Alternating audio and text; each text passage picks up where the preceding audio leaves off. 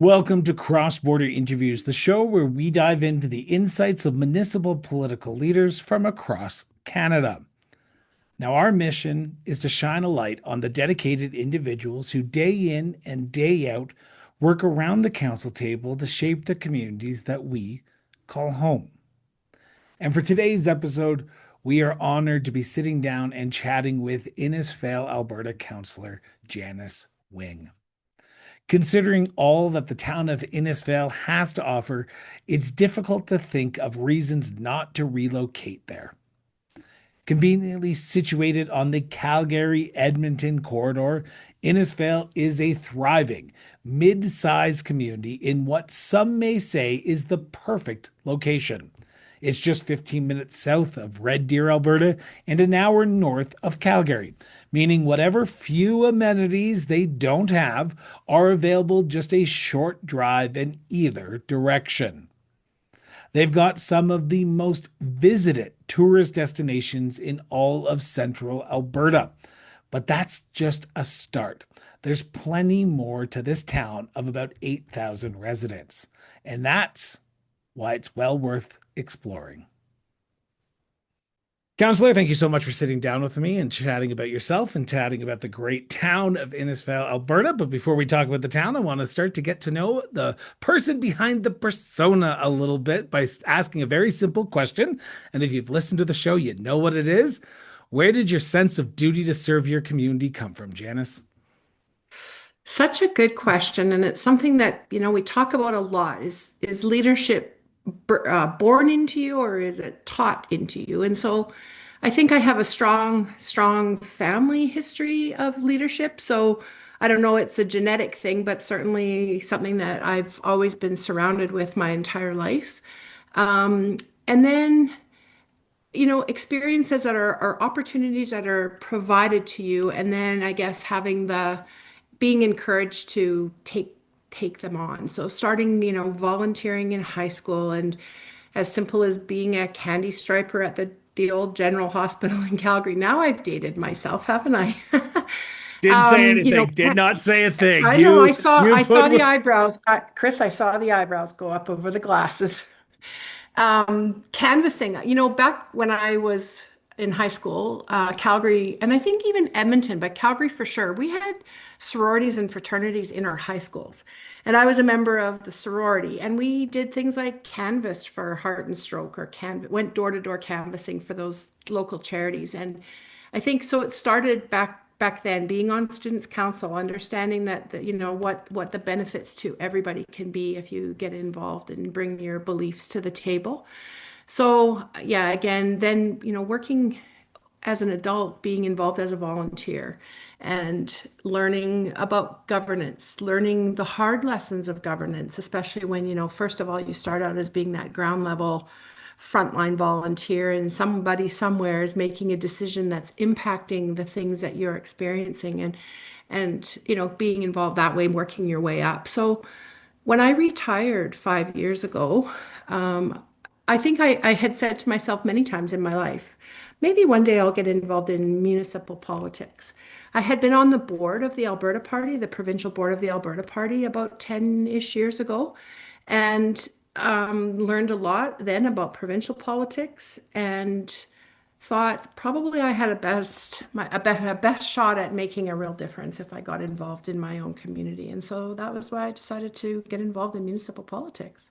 Why not provincial? Why start municipally? Because you're You you're on know, the board provincially, and you would assume that would be a good stepping stone, and say, okay, I'm going to only run provincially. But you also decide that you want to get involved in your community, and you thought best place to do that is at council. Why? um, provincial politics, and not this isn't just and federal politics, but politics, party politics is hard. It's hard, probably not just in Alberta, but it's hard in Alberta to build something new from a political perspective. I thought, and I still think, that the Alberta Party of that time and what they stood for at that time was good for Alberta. I believe that you can. Here'll be my controversial statement for provincial politics. I think the center is exactly where people decide that they're going to stick their pole in the ground and say, here's the new center. So, parties that, typically, whether it's the NDP, certainly not the UCP, but the new conversation around the PC name somewhere, somebody sticks the pole and the flag in the ground and says, here's the center. And that's fine, except you have to have the experience and the guts and the time and the commitment to actually do all of the work that goes around that. And I'm not sure, I'm not sure that the majority of people now in this day and age, simply because Alberta has been such a staunch two-party province for so long, I don't think people understand what that means. I don't think they are necessarily willing to put in the time to build that anymore. And so, Do you yeah, think that so happens I at the don't think. municipal level though? Oh, absolutely. But I think it's easier to walk into the coffee shop in Innisfail or walk into the pool or the arena and have that conversation. It's not as easy to build something new at the party level and provincially and federally. People weren't ready to start having that conversation 10 years ago about what that alternative might be. Certainly the Alberta Party had come through a time where they provided a value proposition, I think, to Albertans that was quite intriguing. I thought we had a great leader when we had Greg in the ledge. He did a great job serving his not only serving his constituents as an MLA, but I thought he was a good party leader.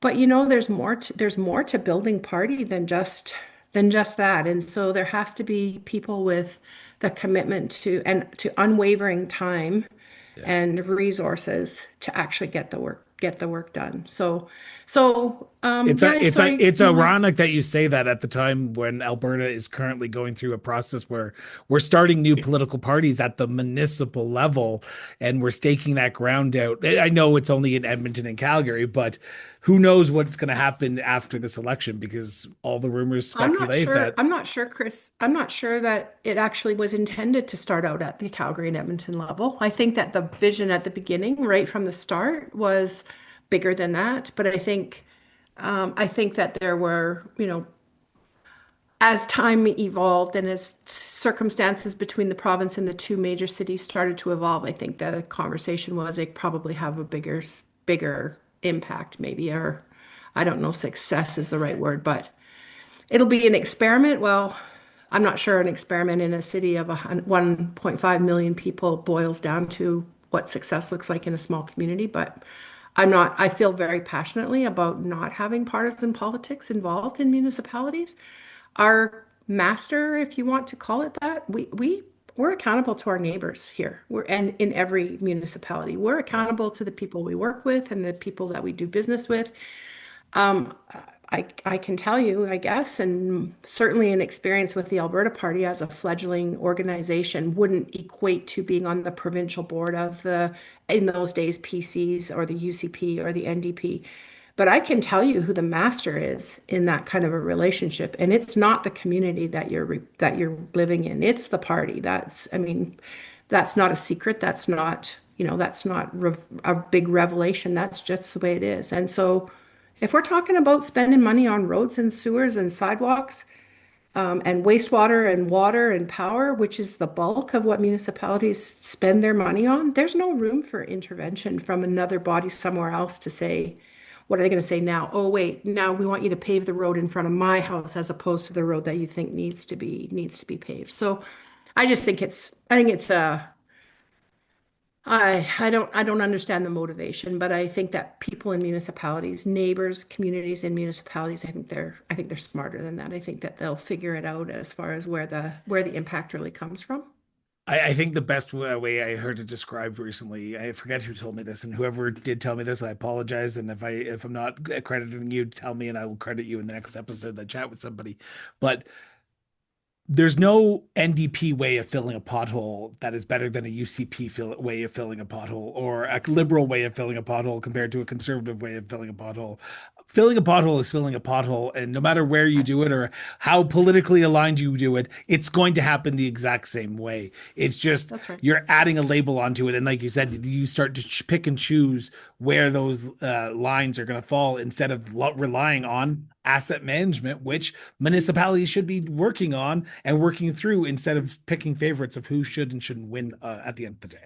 Absolutely, absolutely. And it's a that's a great topic when when you talk about asset management and the things that it and exactly what it means and how deep you can actually go. And of course, for smaller, especially smaller communities that are really struggling just to keep their pavement on the ground and whatever. It's like now this is just one more thing. But the reality is, as we age as communities, as we grow as communities, we have to have an understanding about what that looks like before we can decide. Before we can decide we're going to grow and add new, we have to know what our responsibilities are to what exists currently. And so I think we've all learned a lot relative to asset management and what's under the ground and what's above the ground. And then when you have a conversation with a legislator, a minister or a department, you at least have good data that you can support your request or support your conversation. People need to you make good decisions based on facts and based on evidence. And so that whole asset management program, I'm really proud of the work that we've had done here in Innisfail. Certainly our admin, our operations folks, they understand why it's so significant. But again, not all communities are able to kind of do it at that level, but it's been good here. It's been really good here. Is that hard to learn when you first got elected for on council and stop thinking about things as how we're going to fix them now to how we're going to fix them in the order that is priority? Because when you get elected as a municipal councillor, you want to try and fix the world quickly. And that's just from my perspective, what I've heard from doing this show for so long. People want to go in there with an attitude of we want to fix things. We want to make the community better to what we believe is where the community could be. But you have a limited supply of money. You don't have an endless supply of resources where you can fix all these things in a timely fashion. Was that a hard moment to realize where you can't actually fix everything in the time that you want? You have to sort of rely on the people, the administration that's there that's going to tell you we have to fix this, this, and this first because these are the priorities. And if we don't, we're going to be reacting to a very big issue in about 4 years. So I completely agree with you. And now, especially since the last 4 years or have just about gone by, I have a very different look at people when I hear them say, "I'm gonna elect me and I'm gonna change this." It's like, hold on a second, Mr. One vote per person. Let's talk about that for a minute. But I had the great opportunity, Chris, before I ran for council. I've had good experience in that area, but I have some really smart friends and I had some good resources. So one of my favorite books was, was 13 Ways to Kill Your Community. And I think Doug was way ahead of his time when he wrote that book. And then the second one was actually written by a municipal councillor from the town of Penhall, Danielle Klooster, and she wrote, it's called 5 Reasons Not to Run for Municipal Council. But it kind of goes to that very same premise. So you have to go in with your eyes open. I'm a strategic planner. I believe strongly in strategic planning, not just from simply, let's think of great things to do, but what's the significance and what's the impact that we have with that. So by reading 13 Ways and 5 Reasons, I came to the table understanding that some of the things that were really important to change, we as elected officials really would not have a lot of impact over simply because councils before and administration before had done their due diligence, had done their work, had done the planning and then put the resources into the plan. So you don't walk into something in the middle of it and go, okay, stop everything, hold the phone, we're going to change direction. You can't do that. Sorry, my dog's cleaning her breakfast dishes.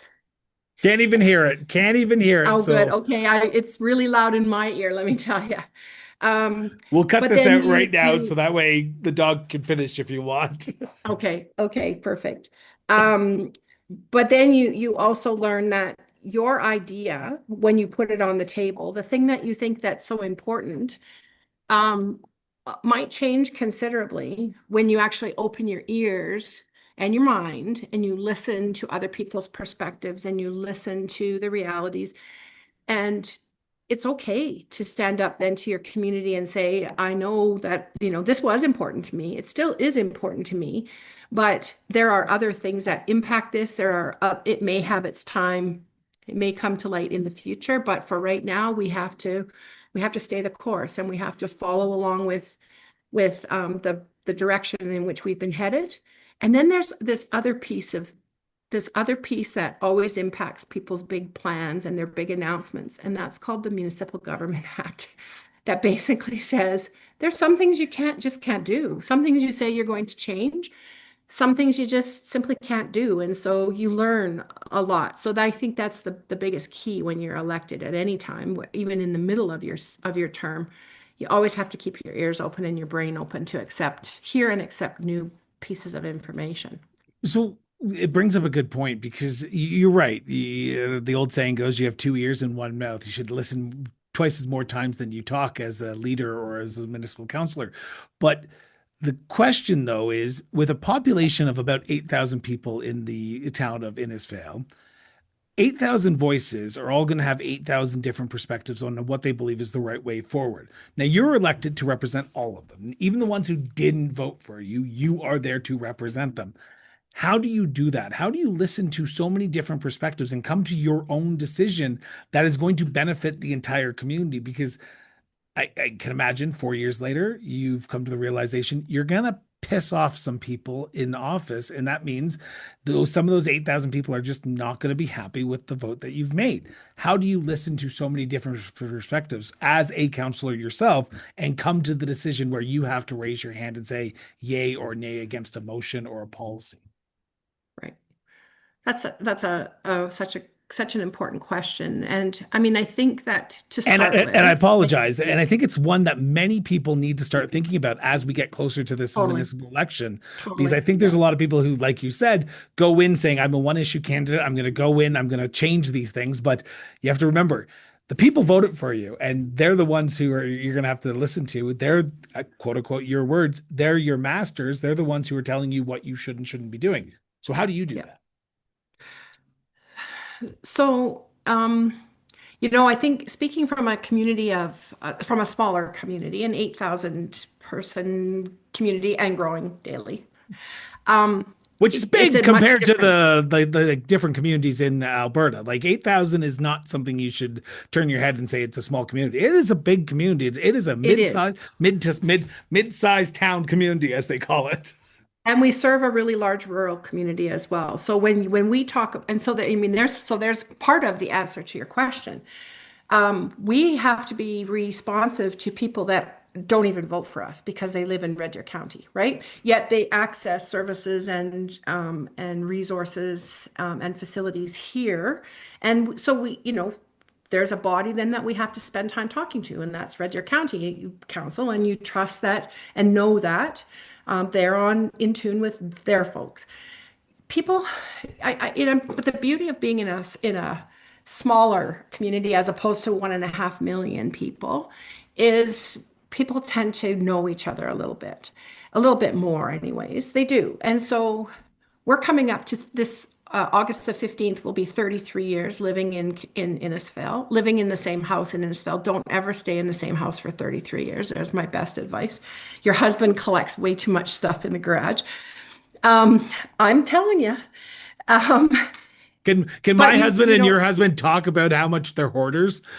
Oh, it's well, you know what? I have to admit I have to own some of that stuff too. So, anyways, but you know people, you have a reputation. People, you can speak about what you believe in. You bring your values. You bring your own values to those conversations and to those discussions. So yes, it's not easy to respond to people whose values are maybe different, whose absolute beliefs may be completely different. Um, but they're my neighbors. They're people I've been living with for 33 years, and it's never been an impossible situation before as far as getting together and talking about things that were important in Innisfail. Sometimes you learn that people's decisions or their conversations are based on just not knowing. And I would be before being elected, well, even now since being elected, but I mean, guilty as charged. It's easy to sit back and make assumptions or make comments about things that you just simply don't understand. My my biggest challenge for people that find themselves not agreeing with a decision that government has made, whatever level it is again, use your ears. Sit down, have a civilized conversation with somebody that's been in that position. I don't know. We certainly don't have a single member on our town council that won't meet somebody for a cup of coffee and have a conversation. Like that's just the way our community is, and I would hazard a guess that's just the way Alberta is. But we've lost civility in our communities in so many ways, and so there's always that concern that somebody's making a decision that's going to impact you negatively, and they did it on purpose, and it's like truly not the case. My challenge to people is how involved have you been? So if you don't like the work that's been done, if you don't like a decision, well, here's an example. We have two budget forums every year. One of them is in the evening. It's a public forum. The other one is in the morning, and it's hosted by the Seniors Center here in Innisfail, but it's open to the public. Council all sits at the front of the room. We remind everybody or talk about what's changed in our individual portfolios so people continue to know who we are and what the work is that we do. And then operations goes through the highlights of the budget. Well, we had 9 people that came to the public forum in February or March in the evening, right? We had 9 people, and none of them were people that had concerns. They were all people that would typically be supporters of council and just happy to come out and hear what's going on. So then I do struggle. And this is I mean, I would say this to anybody. Then I struggle when people say you didn't tell me or I didn't know. When you're not, you need to be more particular about your sources when you make up your mind to ensure you've covered your bases. And one of the things I learned starting when I worked at Red Deer College, now Red Deer Polytechnic, we had a president at that time who talked a lot about confirmation bias and the impact that social media has on that. So, the more I like a comment or the more I like a particular video, then that's what I tend to see. So I've been, as I said, guilty as charged. It's easy to go down that dark hole where all you see is the information that supports your perspective. It's not easy to actually get to the top of the information pile and find other information and learn how to interpret other information, and also learn who you can trust to interpret some of that information for you. So again, getting back to that initial question around, what do you do when you have 8,000 people and everyone's got a different opinion? You do your best. At the end of the day, you were elected to represent your community, but you were also elected to bring your values and yourself, all that you learn, all that you pay attention to the table, sit and debate it with your colleagues, and then choose to vote in favor or not. And that's our process. That's our democratic process. And at the end of the day, for the people that stand up that will run again, they will all be able to talk about the things that they supported or talk about the things that they didn't and why they did and why they didn't, and have good reflection and data to support what it is that they did. So that's our cycle. That's our, every 4 years, if you don't like what somebody's doing on council, at least you have the opportunity in a period of time to have a new election and to find other people to run and represent you.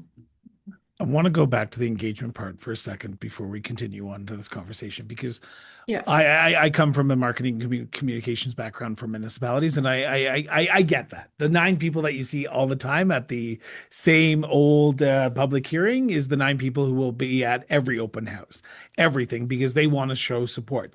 The old saying goes, there's 5% of the population who will actually show up, but those 5% will be the ones that are angry. Those are the ones who are being proactive and saying, we don't like what the council's doing. Then there's 15% of the population who will show up, but they'll show up just to show support, but also learn. And then there's 80% of the population who just doesn't give two shits. Pardon my French, but they don't. They Right. don't care. Yep. They are looking at it as we've elected you to keep our taxes Make low, a pick up our decision. Yep. garbage, make the decisions for us. We have other things that we have to do. And understandable that 80% of the population is engaged, but they're just have other important things that they have to do. So with Totally that right. 20% pile that you have to work with the 5% being upset, angry, 15% who are engaged but not fully engaged, do you find the people of Innisfail engaged enough that you can make those tough decisions when it comes down to it? Because at the end of the day, you have to sort of reject your own bias of what you're hearing, go out to the people, listen to the people who voted for you, who didn't vote for you, who agree with you, who didn't agree with you.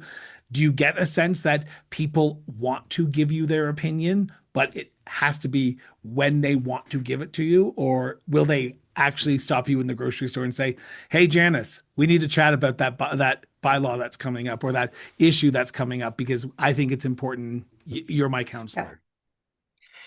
So I don't get stopped in the grocery store as much as some of my colleagues do.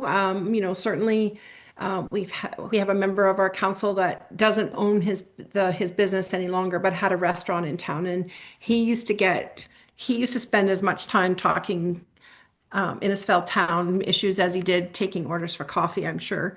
And some of it was good. People would take the opportunity to say, "Hey, you're doing a great job." And then of course you have the others that don't. But I like to point people in the direction of what's happening in Innisfail that might cause them to look at things a little bit differently. So I'm like you. I have a communications and a fund development background. So I always have a belief that there can't be too much information out there that you can point people to help inform them. In the 4 years now that I've been on council, we've been having administration produce an actual annual report. And so that annual report is online. We have a few print copies of it, but it's not, I'm not a big believer in those glossy brochures that make everything look like heaven on earth, but it is a document that we can point to say, here is what Innisfail looks like. Here is what happened in the last 12 months. And then when you say to people, but we've had businesses move here. We have more people working in Innisfail than we did in the past. We're building new homes. We have people wouldn't be coming here. They wouldn't be entrusting, their businesses to their employees, to all of those things, if they weren't hearing good things about us, and if they weren't experiencing good things in Innisfail. And talk to people. How do people finally, get that opportunity to really express their opinions about things? I sure encourage people to stay off the rant and raves because I won't respond to you on the rant and rave. The town of Innisfail won't respond to you through the rant and rave. There are appropriate ways that you can contact any of us, and you will get a response, and you will have the opportunity to sit down and chat. So sometimes it feels like you have to win the war one person at a time sometimes.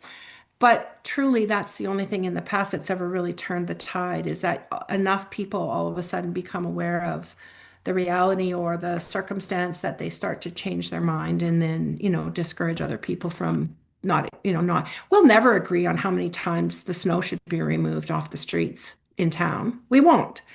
But the question is snow removal an important thing to Innisfail? It rates right up there at the top, right up there with safe communities and policing. So you just have to ask people to, just trust that the people that are making the decision to plow the road tomorrow morning have the information, they have a policy, they know what they've been directed to do. And if you think that that's what we talk about at council, then you need to start coming to council and hearing about what we talk about because we truly don't. It's not council that sends the plows out in the morning, but it's certainly council that sets the budget that says this is how much we can afford to spend on snow removal. Well, it sets the budget and the policy, right? Because Totally. Yeah, you set the absolutely. policy that says you go out when there's 3 centimeters of snow or Right. 5 inches of Right. snow. So That's there and is, that's it. In here in Innisfail, that's an operational policy. That's not a council resolution. That's not a bylaw. That's not something, right? But that is something that administration then is accountable back to council for. yeah. So we definitely have the rules around plowing, but the metrics around where and when and how, those are operational policies, and they're the responsibility of the CAO, who is accountable back to council. And we should mention, just for those who are listening, who are about to potentially put their name forward, if you think you can dictate what the grader is going to be doing in this coming winter months, please be advised that council only has one staff member, and that is the CAO, and that is the only person you can direct to do something. So you That's direct right. the And CAO to do uh, something, and then they direct the administration. totally correct. And so, yes, when those operational questions come forward, every one of us on council are happy to make that connection back to our CAO, whether it's here's his email, here's his phone number, here I'll send him an email and introduce you. But after that, absolutely, that's who runs the show from that perspective. And it's important, and it doesn't mean that council doesn't hold our CAO accountable. If we're sending people with questions and then we're still hearing from people that they're not being responded to, that's a different conversation. But certainly when we're talking anything that's operational, it's not for me to say, you're right, I'll get right on that. It's a hard lesson to learn, Chris. It is. That is one of the hard things that about being in this role, because typically my experience has been people that run for elected office at that municipal level and even at all three levels are doers. They're people that want to get in there. They're people that want to lend their experience and their expertise to every problem and every situation that arises. But you just have to remind yourself to just turn it around and ensure that ensure that the oversight that council is providing to their CAO is at the appropriate level. That's where you have your biggest piece of input and impact, and then you just have to let them do their jobs. Well, just on that note as well, there's a lot of people, a lot of A personalities, as they like to call them, who run for council, become councillors, and then they realize that you can't be an A personality when you're on council because you really have a very limited area where you can dictate what you can and can't do, and that's through policies and bylaws. And the age-old adage, and you said it at the top of the interview, you are one vote on council. You don't just get to go in there and change everything willy-nilly. You need a majority of your council members, so you need to play nice in the sandbox to get things Yeah. passed. Yeah, that's exactly right. I remember a friend from another municipal council quite some time ago had talked about, always needing to find your three friends before you brought something forward to council. And I mean, it's not that simple, because I think that a good council doesn't work behind the scenes as far as garnering support from your colleagues. But to me, then it means that you show up at council and you are well informed and you can present the issues to your colleagues and let everybody have the conversation at the same time. And I mean, I realize that's in a perfect world. It doesn't always happen that way, but council they need to move together. They need to be able to demonstrate to the community that they are a team and that they are capable. They don't always have to agree. We can certainly disagree, but it's how we disagree and it's how we move on from disagreeing too. That's also an indication of an effective council. I feel bad for our communities that have councils that are split, that can never find it in themselves to come together on issues and figure out a way to move forward without being angry at each other, or without having acrimony, because nobody wins. Nobody wins in that case. And most of all, your community is negatively impacted. How has Innisfail done it so well? Because the last 4 years, and I say this respectfully to other municipalities who are listening, saying, "Why aren't you saying that about my municipality, Chris?" Well, I think Innisfail is actually doing it quite well. It seems like you have a good group of core support, counselors who are working for the betterment of your community, and that's also including the mayor. And should say council, not councillors. But why do you think Innisfail has done it so well over the last 4 years? It's a good question. It's interesting because people make assumptions about small towns a lot. But we have a very diverse council. And I think Yes. that's part of it is we have completely diverse group who are able to we all respect each other. We all respect our diversity. We look to each other for that difference of perspective or that difference of experience, to when we make decisions. And so, as I said, we don't all agree. We don't all vote in favor of everything, although quite honestly, we do more often than not. But we don't all start the debate or the conversation off on the same page. We're just all very open and trustworthy of each other's perspectives. I think we have exemplary leadership. We have a great mayor, who also calls on each of us to bring our diverse perspectives and experiences to the table. We have a great CAO, and we have a leadership team that we can count on, that we trust. The mayor certainly doesn't get into the operations and certainly would never encourage any of us to do that either. So I think that's the biggest piece is, and we've never in the past, and I realize that code of conduct is not a thing in Alberta anymore from that legal perspective, but we've never even come close to that kind of a scenario in Innisfail in the last 4 years. And that's, again, it's nobody's way out there on things. Like, everyone's pretty much informed, and there's no real radicals, a radical of thought or radical of perspective, but people are just trustworthy, and they trusting of each other, and collegial, and accepting of people's experiences and diversity. So again, I think it's just because, you can't, you have to increase your leaders. I read this quote one time, and I can't remember who wrote it, but it's a really long time ago. But it was, people need to see themselves in their leaders. So people in our community are diverse. They all have different family situations, they have different work situations and experiences. Every single person in our community is diverse. And so, if you are in a community and you can look at council and hear yourself reflected, hear your values, hear your experiences reflected back through a good exchange and a diverse exchange at the council table, then I think that makes a big difference. Like, you're not going to love every one of us, but chances are you're going to find somebody that you say, okay, well, he's a small business owner, I'm a small business owner. If it makes sense from his perspective, then I need to listen. Or he had corporate experience, or whatever it might look like. Yeah, I think that's been the biggest success of our council, is we're all extremely different, and we bring extremely different experiences and perspectives to the table. Just looked at the clock and I realized we're about 35 minutes into the interview. And I didn't realize I had not even looked at the clock in the entire time that we were doing this interview, because I was so ingrained in the conversation. But I do need to ask you a few other questions Okay. about the town of Okay. Innisfail, because I feel like you and I could just sit here for like 5 hours and continue this All day. conversation. Yeah. But Yeah, I know you have counsel that you have to get to today. So I I want to do. start by stating this before I ask this next line of questioning.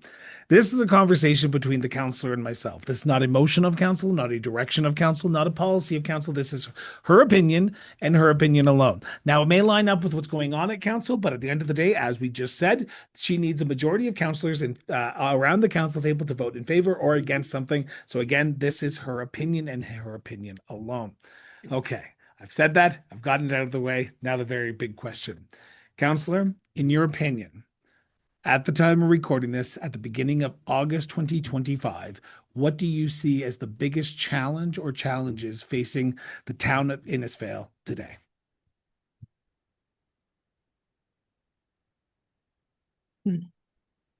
It's a good question, Chris, and it's interesting because it was one that the exact question that came in an email to council just last week from a group that's trying to organize themselves. And so Is that the I've had a little bit. mid Alberta conservative municipal group? Yeah. Okay, I've been trying to learn a little Okay. bit more about that, but anyway, continue on. Our biggest challenge right now, um, it's a hard. I think right now there's a lot of uncertainty um, across the province relative to our relationship with the provincial government.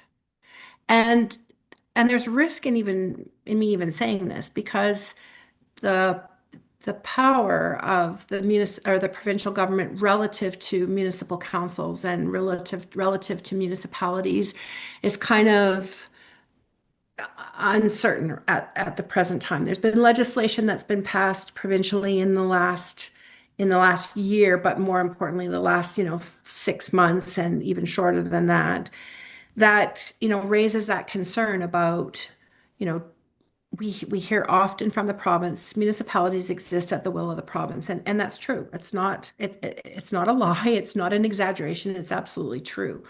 But will municipalities be are we at risk, I guess, by virtue of having a provincial government that might decide that the things that they like or don't like about what we do or what we don't do might be something that they intervene in. So, you know, the bike lanes. So the bike lanes would be Calgary and Edmonton's conversation right now. What would be the equivalent of a bike lane in Innisfail?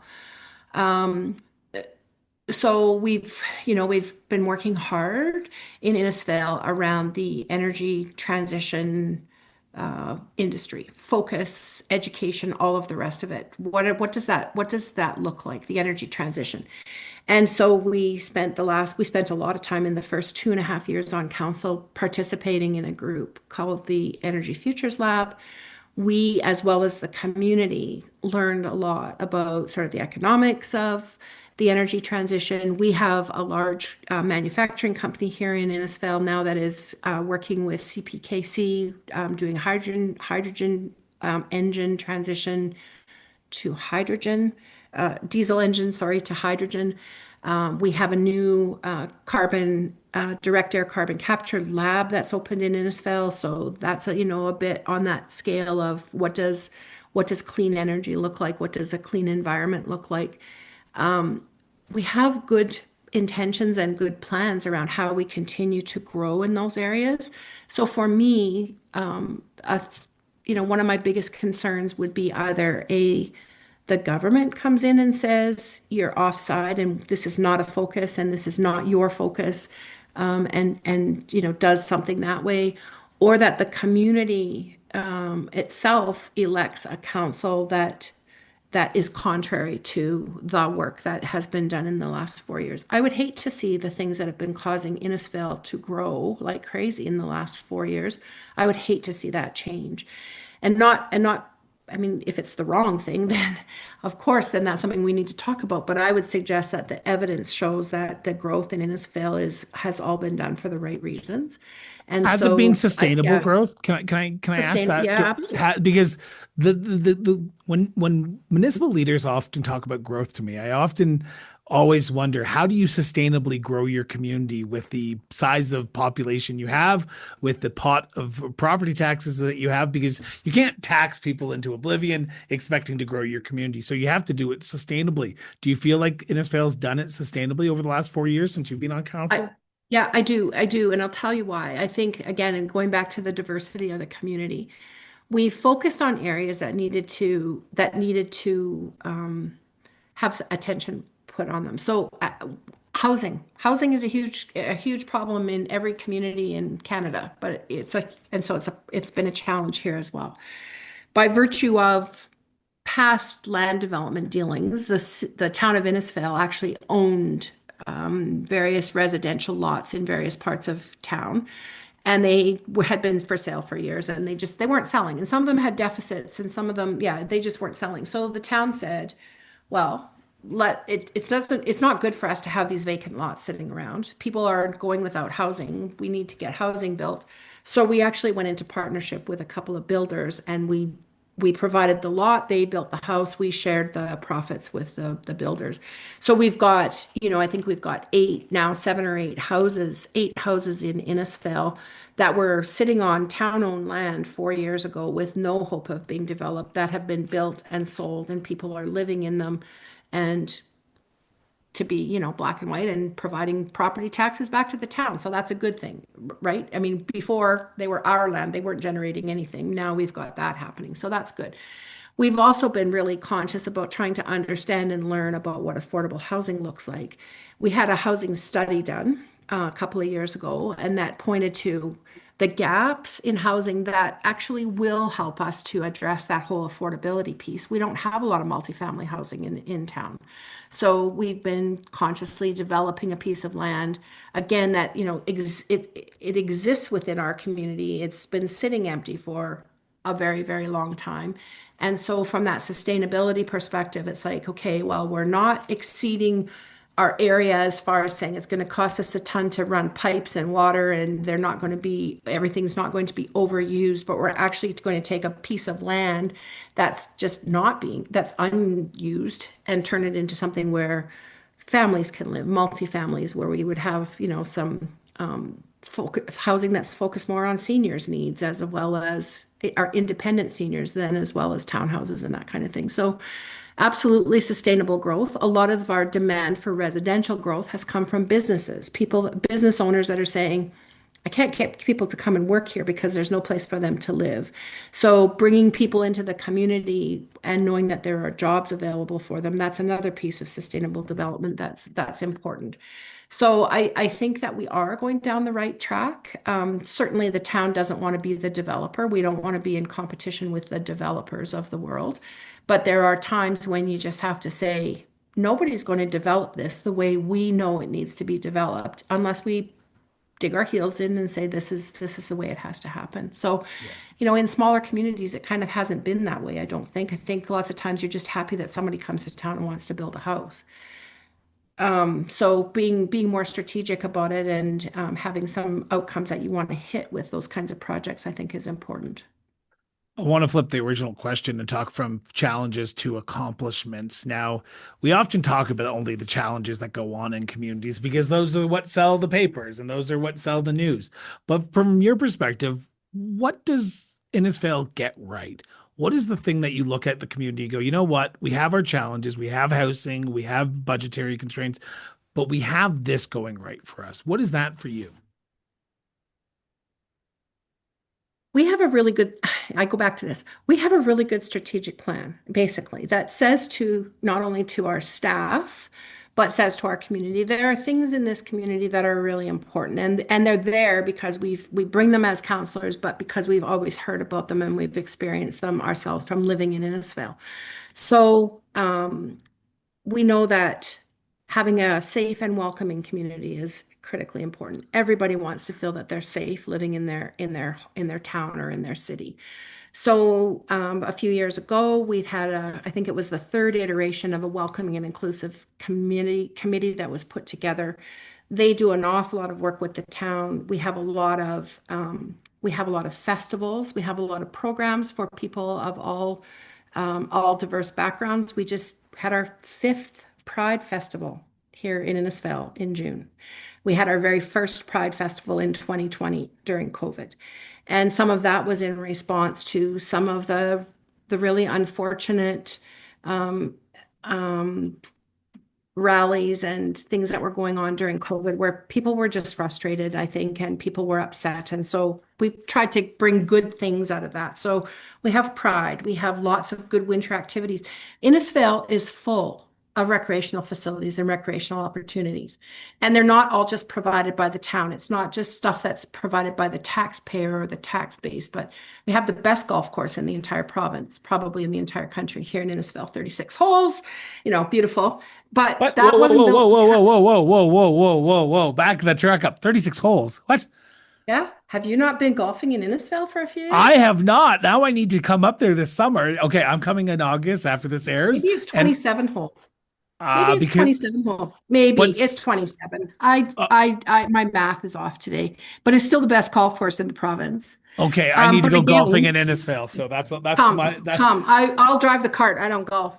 oh, I don't Uh, either. I just swing and hope the ball goes straight. Anyway, go ahead. I swing and hope I hit it. I don't care where it goes. Um, so again, we have a ski hill in Innisfail. It's run by a not-for-profit group. It's been here for generations, right? So not every opportunity that is available in Innisfail is is being provided through tax dollars, but it's part of the culture of the community. Mhm. So we build on those kinds of things, right? Um, support for not-for-profits. We have some great grant making practices, and I do smile because you talk about what's conservative or liberal about filling a pothole. While some people tend to think, Chris, that it's really socialist to have money available to put into community. Well, we have a great partnership through FCSS, and we have great processes and really good people that administer that. So I'm really proud of FCSS. And yes, it's tax dollars, but it's a great marriage between provincial money and municipal money, and we do great work with it. But we also have a piece of or an amount of money that comes every year through a land lease out by the golf course. There's a piece of land that has a solar farm on it. The land is owned by the town. It's leased by a company called, I think I'm going to say what I think it is. And they built the solar farm there. It doesn't have anything to do with us. It doesn't feed power into Innisfail. That's not the point of it. But they pay us a lease, but they also give us an amount for a community grants program every year. So again, not tax dollars, but the town administers it. So there's good consistency and just really good investment in community. I think that's part of it. Safety. As I said, we have our welcoming and inclusive. We have a really solid relationship with our RCMP here in Innisfail.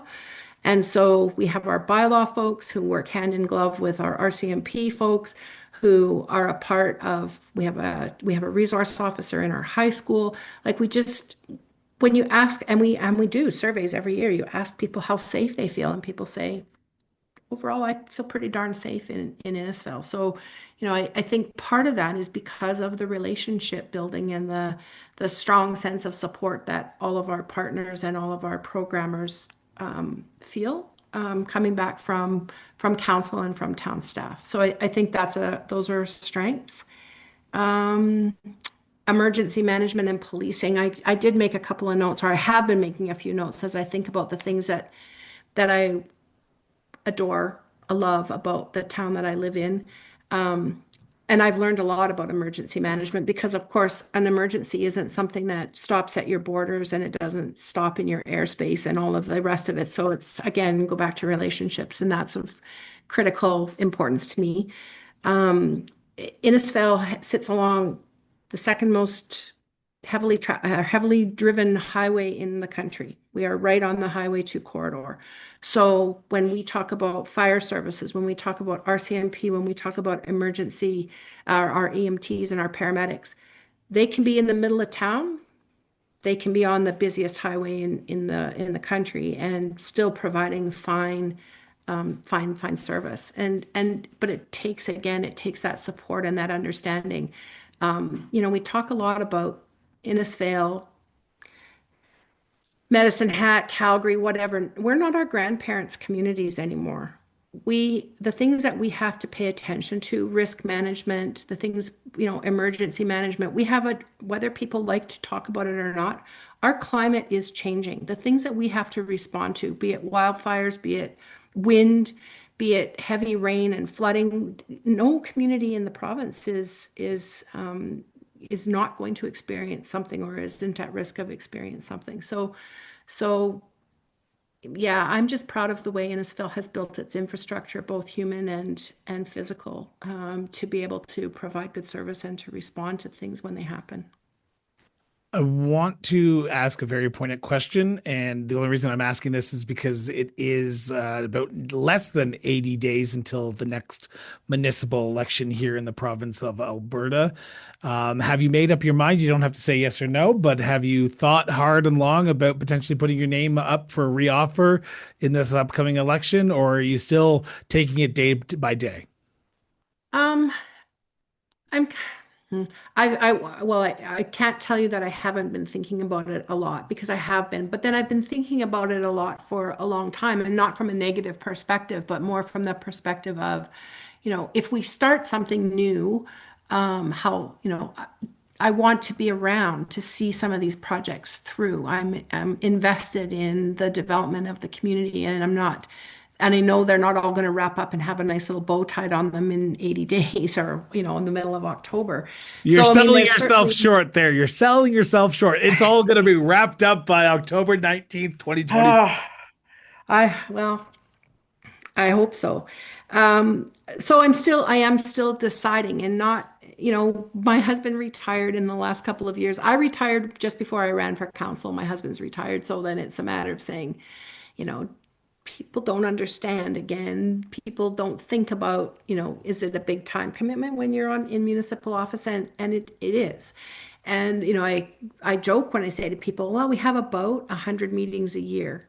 Not council meetings, but in all of the other committees and whatever. And some of those meetings are 30 or 60 minutes long, and some of them last all day, but it's still something that it is a part of leadership, especially I think at the municipal level, because you eat it, you drink it, you see it every single day. It's there. And so, is that, can I continue at that with that level of commitment? That's my big question right now is anybody anybody that will put their name in and run has my total respect. Anybody that is successfully elected has my complete respect. And I would say anybody that is elected to this council in the future would be very fortunate. It's a great place to serve. But I just have to keep a couple of cards close to my chest for a little bit longer, and I've kind of set the middle of August as my deadline, so I'll make a decision in the next little bit. We are watching with bated breath. And I should mention, because you mentioned the acronym so people understand, FCSS is the Family Community Support Services, which is Right. administered by municipalities. And I'm going to be sitting down with the FCSSAA president and president of Alberta Municipalities, Tyler Gandam, over the next few days after recording this. And that episode will be airing in August. To learn more about FCSS and what it does for your community and the great work it does for your communities, be sure to tune into that episode coming up later on Municipal Affairs. So I should mention my last question because we're almost at the hour mark. And I have one final question before I let you go here, Okay. Janice, counselor. And it's $1 million question. In your opinion, in your words, I'm giving you all the time in the world to answer it. What makes Innisfail such a great place to live, to work, and to raise a family? Well, the people. I mean, the people mean everything to everywhere. When we talk about the economy, you don't have an economy if you don't have people. So we have a strong support network in Innisfail. So we have a hospital here. We have the head office of a school division here. We have some major corporate enterprises here. We have a really good service sector here. People laugh when they don't believe me when I say, Innisfail's got almost 30 restaurants and places to eat. I know, I know. That seems like a Um, lot because I've been through Innisfail a few times. It just doesn't seem like that many, but I could imagine you do because you live it every yeah. day. Yeah, we do. I could send you the list actually, because I do have a list. Because it's always been that way. We moved here 33 years ago, and yeah, that includes like the curling rink in the wintertime or the whatever. But no, we have a.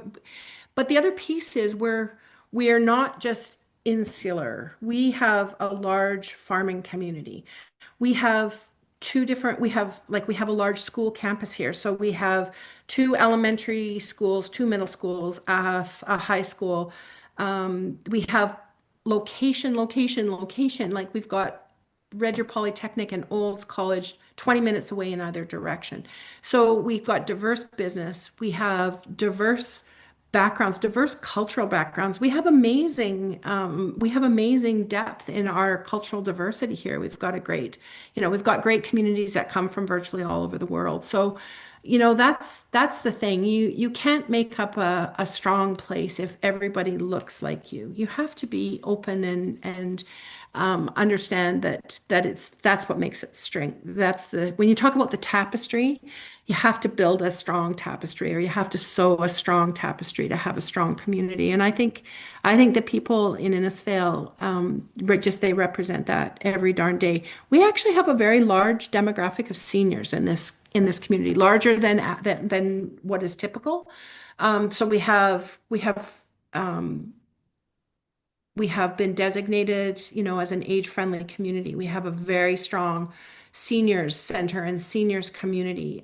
Yeah, lots of respect the elderly, lots of design that's been intentional around accessibility. Because, if you build something that's accessible for a wheelchair, well, then it's also accessible for a young family with a stroller, right? So if you have good parks we have amazing parks and we have a great trail system, and I can't say enough good about, well, I've lived here. I'm 66. I've been in this house for 33 years. So half of my life I've lived right here in Innisfail, and I can't imagine living anywhere else.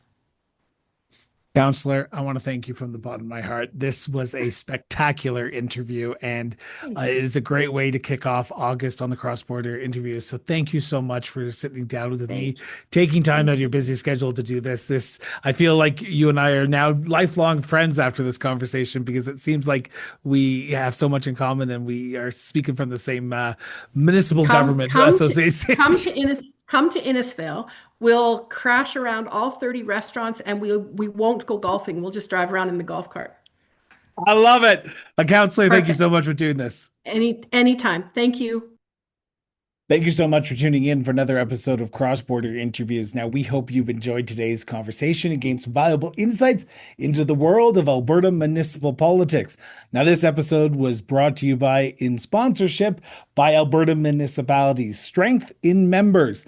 Now, to learn more about the communities and the people that we feature on this show and our sister shows, visit us online at crossborderinterviews.ca. Now, if you haven't already, be sure to subscribe to the show on your favorite podcast platforms, or if you're watching this on YouTube, or if you want to catch up on past episodes of the show, head over to our YouTube channel and subscribe to the Cross Border Network there. Now, your support means the world to us. So share this episode with your friends, your family, and yes, even your community, and help keep the conversation going. Until next time, stay informed, stay engaged, and we'll be back with a brand new episode of Cross Border Interviews next Wednesday. Till then, everyone.